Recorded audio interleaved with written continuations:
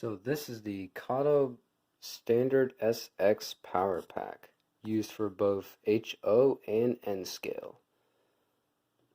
Now I'm very excited that I got this because for a while I was not able to run two trains, but now with this power pack I can finally do that again.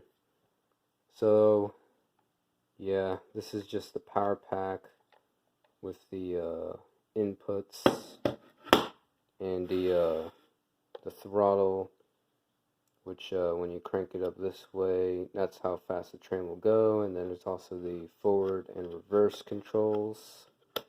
That's cool. And then this is a wire that connects the power pack to the track.